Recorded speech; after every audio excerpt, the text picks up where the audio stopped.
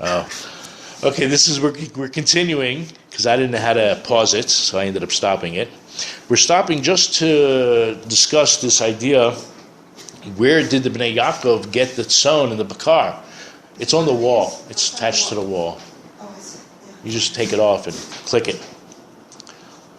That Dinah, our sister, was raped, and we had two of the tribes, Shimon and Levi, came up with a scheme.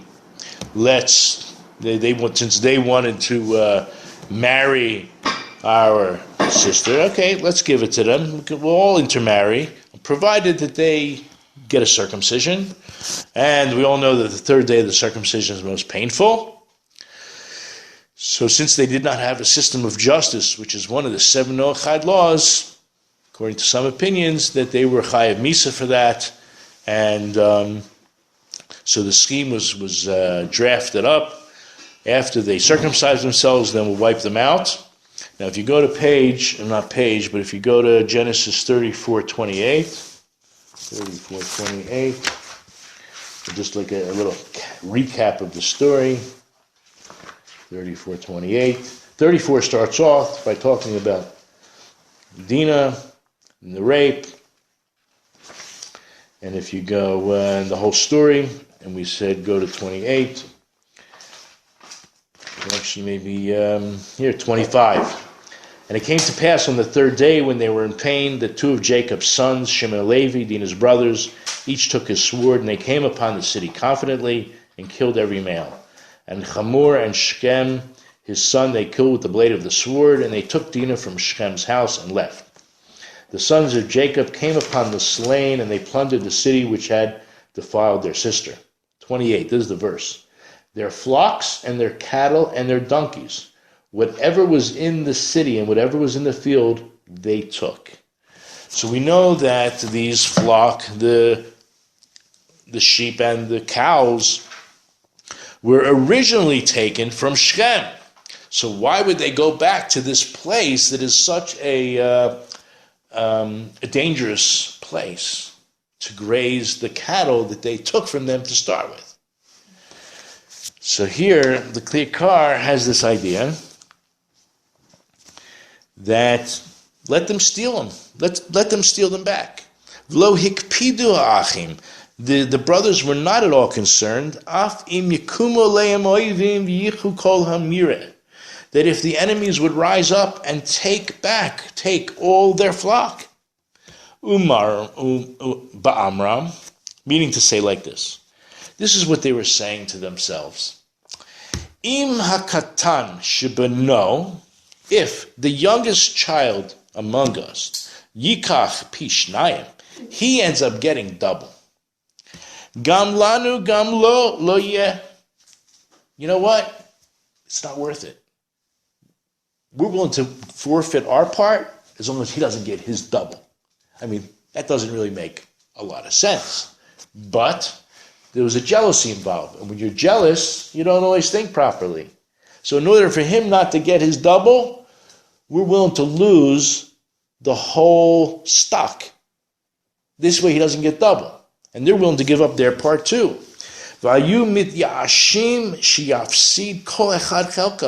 That they were willing to give up and forfeit, each one his own portion. In order that Yaakov loses his double portion. Crazy. But remember, what was the original question? What was Yehuda's statement? What financial gain is there by killing our brother and covering his blood? So we're just beginning. We're like opening up Pandora's box here. And he says, we just got done talking about this idea that sometimes through jealousy, someone is willing to lose so much. Kemasa shel hakinai v'hamdan shabu lifnei Shlomo. Like the story of the jealous women. You know, the story of the two babies. I'm sorry, the one baby, the two women. That the one who was jealous was willing to have total loss. Of course, the real mother stood forward and said, let her have the baby. But that's how crazy jealousy can bring a person. So when they went to Shechem, now who's they? We're talking about the brothers. Hirgish Yaakov bitachbulatam. Yaakov already perceived, he felt their scheme. Remember, they wanted to kill Yosef. But Yaakov sends Yosef. V'shalachas Yosef lemor. What does Yaakov say to his son, his lovely, brilliant, budding Talmud scholar? Lech no re'eh shalom achecha ve'et shalom hatzon. Go now and see the welfare. Go check out the welfare, how things are going with your brothers. Et shalom hatzon, and how the sheep are doing. Which sheep? Min ha'oivim asher sivivotam. The sheep that were originally from those enemies that actually live in that area. I mean, that's what Yaakov, he knew. Yosef Amar, Yosef responds, Et achai anochi mivakesh. Now, who does he say this to? He's on the way and he runs into a man. This man is, Rashi says, Gavriel, because there's a hekesh. You can understand when it says ish, it's talking about this man in the field. So we saw in the prophets. Anyway, we're not on to that right now. By him saying, I'm looking after my brothers. That's who I'm looking for. He doesn't mention any word about the sheep. So, ein ani choishesh el hatzon. He was really only looking for his brothers, not concerned or worried about the sheep. Even though his father said, go look after the welfare of your brothers and the welfare of the sheep. But what was his main mission? The brothers. Al Kain Amar. That's why this is what Yaakov says to Yosef. Hello, achecha roim b'Shechem. Is it not that your brothers are pasturing or shepherding in Shechem? So the Lashon hello, it's a rhetorical. It's like, is it not? Kach mashma, that's exactly what it is it not? Hello, makom zem mesukan muchan leporanios. He was actually saying, is it not in a place, because it says Shechem, is it not in a place that's very dangerous and mesukan and dangerous? V'lo amar roim betzon. It says roim b'Shechem, because the Yaakov was aware of their plot to get rid of the wealth of Yosef, the jealousy that people were willing to take upon themselves to, let's say, do themselves in, that they were shepherding or pasturing of their sheep. He doesn't say that. He says pasturing in Shechem. Niba lomar shehem roim es atzmam. This comes to tell us that the other brothers of Yosef were roim es atzmam. They were pasturing themselves, meaning they were having fun. They had some kind of agenda, and they weren't really even thinking about the sheep either. The einam choshim alatzon. They were not even concerned about the sheep. In fact, we saw that they wanted to get rid of the sheep. Minatam shenid ba'er lamala. According to the reason that we mentioned above, that they wanted to get rid of the property of Yosef, along with their own property, because that's the only way he'll get nothing out of it. Umasha Amru, it says in verse 20, L'chu v'nahargehu, that the brothers said, come, let us kill him. Nir lefarish, what is this coming to explain? It seems like it's explaining shechashavuhu laholech rachil, that they were considering going Rachil. Rachil is a tattle-bearing. This is what they wanted to do. We just said they wanted to kill him. Come, let us kill him. And now we're saying what? What? Kill him? It was just lashon hara. It was just tattle-bearing. Guess what? V'chol hoylech Rachil goyreim shvicha damim. Anyone who goes about tattle-bearing, peddling gossip, causes death, causes murder. As it says in Yecheskel, Anshe Rachil hayu boch, men of slander were amongst you, laman shafach dam, in order to murder. That's in Ezekiel 22:9. So we see that there's a concept of Rachilus leads to murder. V'od amru Chazal in Arachin 15b, Lashon hara tlos uktel, that speaking evil speech, gossip, it's like a triple murder. Who's murdered? There's 3 deaths involved. It's the person speaking, it's the person listening, and the person being spoken about. Al kain ne'amar, that's why it says, U'beterem yikrav aleihem v'yitnachlu oto lahamito.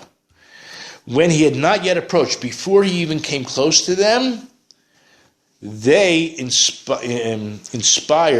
were inspired to kill him. Lefisha habola hargcha, since they were, okay, there's a concept. If someone is coming to kill you, how does the rest of the sentence go? Stand up and kill them first. So they felt, remember, he was also speaking, or they thought and perceived he was speaking Lashon Hara against them.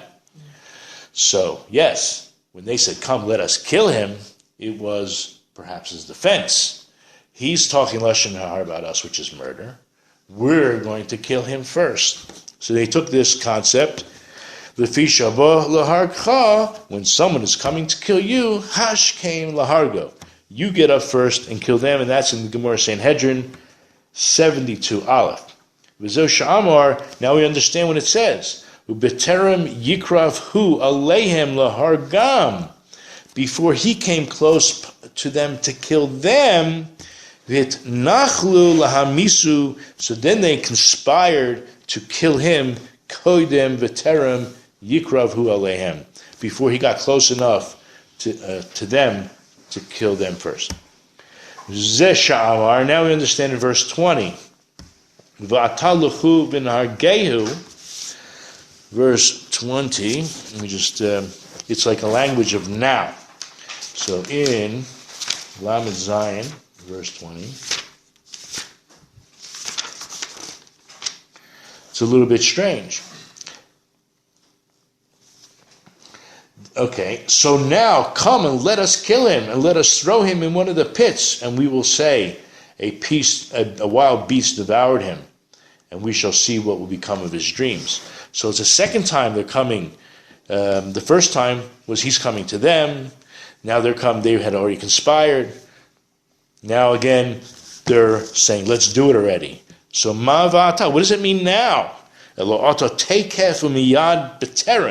It's all this language of quick, now, immediacy. Before he comes to us, we have to kill him, because of this concept, if someone's coming to kill you, you kill them first. Zeh Kli Yakar, the Kli Yakar uses this to end a lot of times a concept. The Kli Yakar is the name of the Sefer, and he says this is a Perush Yakar. This is a very nice, dear explanation. Okay. Now we're going to the next paragraph. V'yishma Reuven v'yatzilehu miyodam. Reuven heard, and he went to save him from their hands. Lefi shahaya mityarei pen yitlu kol hasirchon bo. Since he was afraid, what was Reuven afraid of? Lest they pin the whole thing on him. The whole sin is going to be pinned on Reuven. Who was Reuven? Reuven was the firstborn. And he thought perhaps, the whole point was to get rid of him because of this firstborn ship, all the rights that come along with the firstborn. Well, who is what they call the main suspect, right? Who's got the biggest motive, right? Who else but the firstborn, the real firstborn? Will the real firstborn please stand up? So he was afraid they're going to pin it all on him. In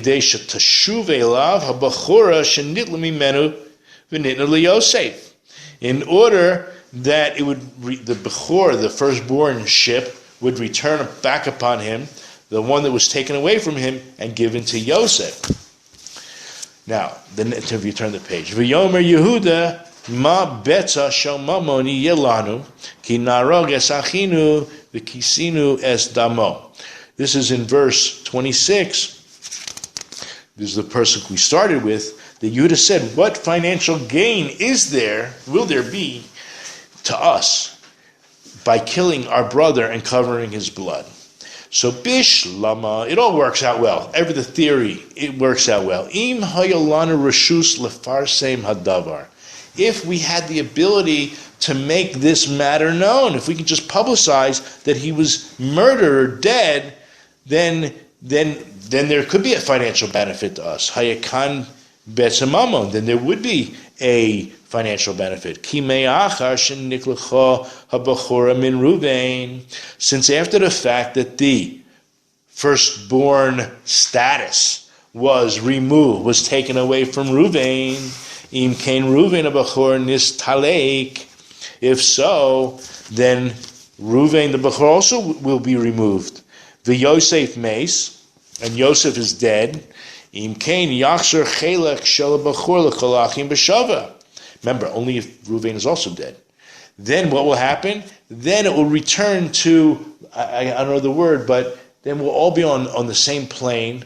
We'll all receive an equal portion.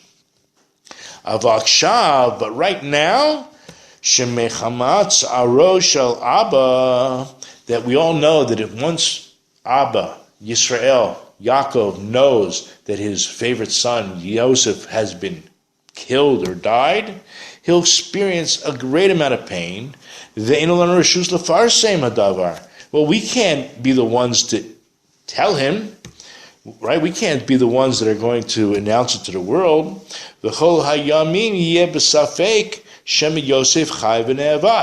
And if we don't tell him, then all the days he will be in a doubt that maybe Yosef is still alive but just lost. Or perhaps he was sold to a faraway country.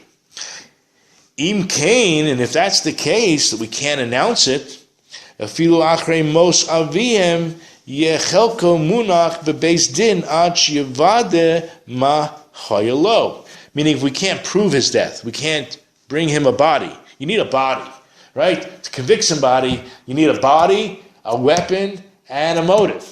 So, they're trying to stay clear of any motives, because then the motives will all come back to them. Certainly they don't have a body. Maybe they have a bloody rag, but that's about it. It doesn't tell the whole story, right? So, if that's the case, then after our own father will die, so whatever portion, remember that extra portion is going to be left aside for some Jewish court to decide later what to do once it's known what actually happened to Yosef, meaning you need that body. As long as that body is not found, that portion is going to be put aside until he comes back from his long trip. And the only way we're going to get the financial gain is if we produce the body. And that's, remember, they didn't even kill him, so how are they going to produce a body?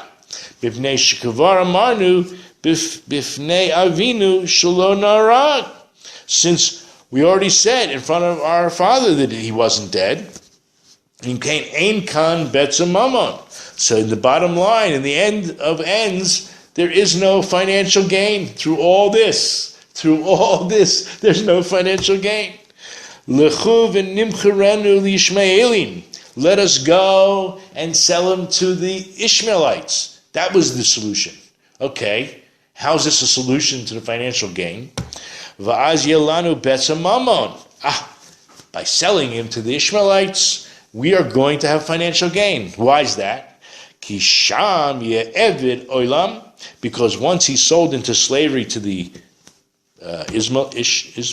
Ishmaelites, then he will be a slave forever. Im kain ma shekana eved kana rabo. There's a concept. If you have slaves, which they are your properties, of course we don't have any today, but the laws still apply. If you had a slave and he acquired something, he found a gold tooth in the street or a gold bar, and who gets the gold bar? You are the slave. Of course you do, because your slave, whatever he acquires, is yours. Your possessions acquire. Okay, could work out with the same thing with a car. Some piece of gold flew into your car. Your car acquires this hefker piece of gold. Okay. Ubevada avinu ya'avir nachalato mikol v'kol.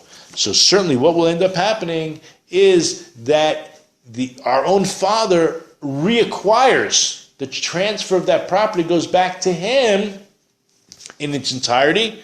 Why? Because of this relationship that he has with Ishmael, because Ishmael is basically, that's how I understood it, is not necessarily a personal slave, but the enslaved to the Jewish people. Kima hano yelo im yanchilenu v'yavo rabo v'yikak kol asher lo. Meaning that whatever benefit there will be to him is that we, in the end, will inherit. And even though it comes to the Rabbo, comes to our father, right, because he's going to acquire it through his slave Yishmael, and he's going to take all that belongs to him. If anybody has a better understanding, I think that was why were they thinking that there's going to be a financial gain if the Ishmaelim acquire Yosef as a slave.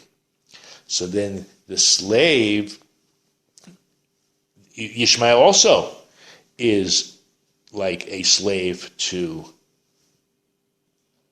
I don't see how, that's kind of really strange. So let's try to work this out. When they say, L'chu v'nimcharenu li'Ishmaelim, let us go and sell him to the Ishmaelites, va'az yelanu betzamamun, then there will be to us this financial gain. Why? Kisham ye'evid olam. He will be a slave or enslaved to them forever. And once you're acquired by this guy, the guy owns you and everything that you own, right? He owns you and your property. And so we're talking about Yosef's double portion.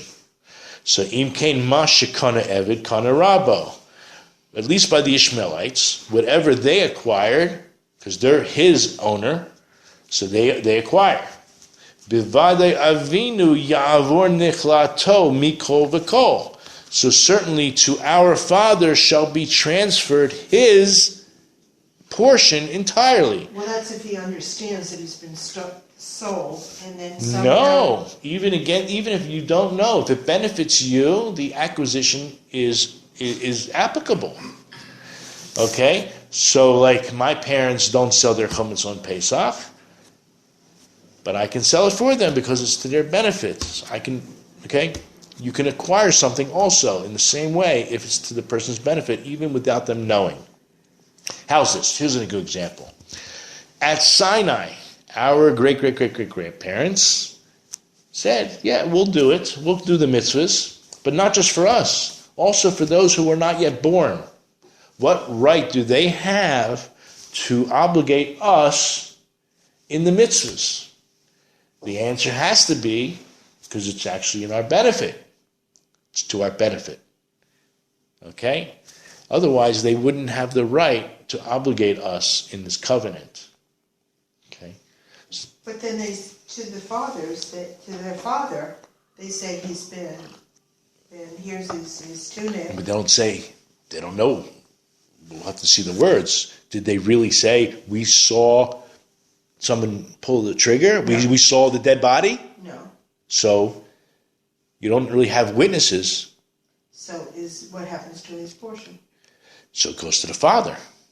The portion ends up by Yaakov. Yaakov's still alive. Right. So now, when Yaakov dies, it gets evenly distributed because there is no Bachor anymore.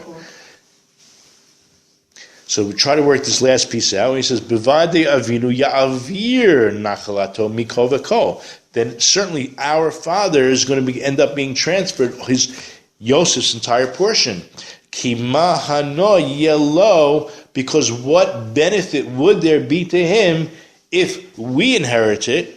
V'yavo rabo, and comes the master and he takes all which is his. So it didn't go to them. It went to the father, and then, this is what they were thinking, and then when he dies, then we'll get it.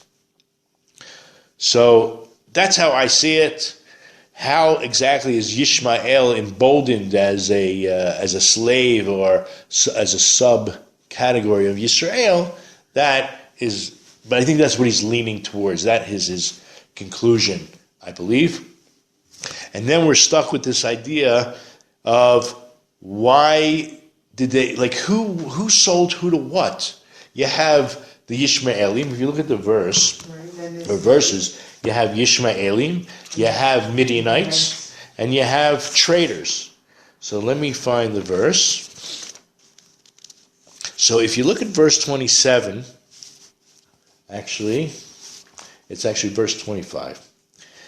Verse 25 says, they sat to eat food, they raised their eyes, and they saw, behold, a caravan of Ishmaelites. So that's the first thing they saw. And their camels were bearing all these things, and they were on their way down to Egypt. Which you might think, okay, simple, sell them to Ishmaelites, and finished. But Yehuda said to his brothers, our verse, okay, what gain is there? So 27, come, let us sell him to the Ishmaelites. This was Yehuda's idea. But let our hand not be upon him, for he is our brother, our own flesh. Which is going to be very important right now. And his brothers listened. I mean, they accepted the idea. Then verse 28 says, Midianite men, v'avru anashim midyanim, and then it says, scharim, traders, pass by. Are the Midianite men and the traders the same people? Not sure. They pulled up and brought Yosef up from the pit and sold Yosef to the Ishmaelites. Who brought him up? Who sold him to the Ishmaelites? It sounds like it's the brothers. The brothers saw the Midianites and these traders pass by, and at that point they pulled him up and sold him to the Ishmaelites. But why didn't they sell him to the Ishmaelites before? Like, it's really confusing if you look at it. So, and then I'm just going to end with the last piece over here in the verses. Then Yeruven returned to the pit, and Yosef was not in the pit. Okay, and he says, the boy's gone, and where can I go? So now in the next few sentences, we're going to discuss all that. It's going to unravel itself very nicely. And regarding this sale to the Ishmaelites and to the Midianites, Nirish Kach Perushu, this seems to be the way it is explained. Ki ha'achim lo rotzu lemachru ki im liishmaelim levat. That the brothers did not want to sell him except to the Ishmaelim alone. They wouldn't want to sell him to anybody else. Ki amru shishmaelim hu achi Yitzhak. Because the Ishmaelim were their uncle, basically. Or great-uncle, grand-uncle, great-uncle. They were the brother of Yitzhak. Umitzad hakurva yerachem alav. And from the aspect of the familiarity, the familial relations, they felt that Yishmael would have rachamim, would have some mercy. V'ulai sha'al Yishmael perhaps sha'al, that regarding Ishmael, they said, maybe when they use these words, ki achinu basarenuhu, for he is our brother, he is our flesh. Maybe they were actually referring to the Ishmaelim, and not necessarily Yosef. From the language we see before, if you look in Genesis 13:8, where Abraham is talking about Lot, actually speaking to Lot, he says, Ki anashim achim anachnu. We are men, brothers we are. So, however, shishmaelim elu lo ratzu liknoto. But you know what? The Ishmaelim, they didn't want to buy him. Okay, so we're going back. First they saw the Ishmaelim, then it kind of broke down, this deal, and only when the Midianites passed by and these traders passed by, then they brought him up and sold him to the Ishmaelim. Because the Ishmaelim didn't want to buy him at first. Kiloy sochrim. They don't do business like that. See, Jews make long-term investments. Okay, you can hold on to something and it's going to gain value. But the Ishmaelim made quick deals. Kol zman shelo haya lehem socher. They weren't full-time tradesmen. Sheyachzer v'yikne mehem takeoff miyad liyad. That they would, the way they worked was they wanted a quick buck. So they would return and they would buy things, and it would go immediately from one hand to the next. V'lo rotzo liknoto.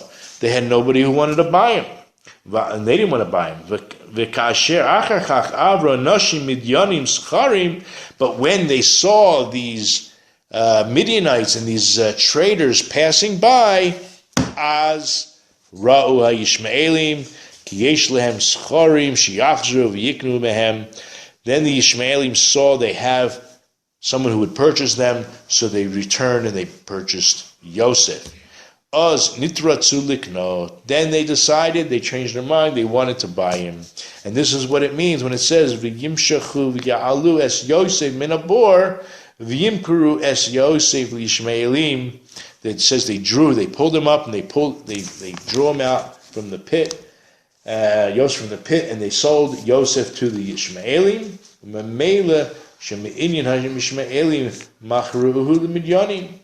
So like automatically, we learn from this, it just comes out that the Ishmaelim, they sold them to the Midyanim, below Ratzon Achim, o below Yediatam. It was like without the knowledge, it was without the will of the brothers, without even their knowledge. HaMidyanim chazru machru lePotifar, and it was the Midyanim that went down and sold him to Potiphar. There's just an idea. The word pasim is a hint to this. You had, it's actually in backwards order. Pasim, is that right? Or maybe it's not any order. You have pasim is Potiphar, samach is the scharim, I'm going for pasim. Yud is Yishmaelim, and the mem is the Midyanim. There's a little bit of a hint over there. Okay, we're going to end this last piece. Kasher shav Ruvain el habur v'hayeled einu. So Ruvain returned to the pit, and there was nobody there. It was empty. And he said, Ani and I? Ana ani bo? Where am I going to go? What was bothering him? Any clues at this point? Remember, he's suspect number one.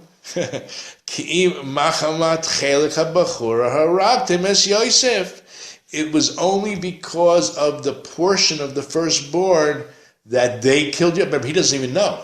He was gone. He was not present. He comes back. And he sees that he's gone. So he figures it was only because of the status of the firstborn they killed him anyway. He came Shema Gam Li Tasukain. Guess what? They're going to do the same thing to me. I'm next in line. This is it. Exactly. Shalo Tachzur Lia Bechora. They're not going to return to me the Bechora. V'ani Ona Ani Bo. Where am I going to go? And me, where am I going to go? Ki Ana Mivnehem Evrach. I'm ready to split and get away as fast as possible. It's very possible. On account of this, let's say fear, healthy fear. Rotza Ruvain lahatzilu mikara. That's why he wanted to save him originally, when that was his saving grace. That was why he wanted to save him. Okay, we're going to turn this off. And Shabbat Shalom, Happy Hanukkah. We're not meeting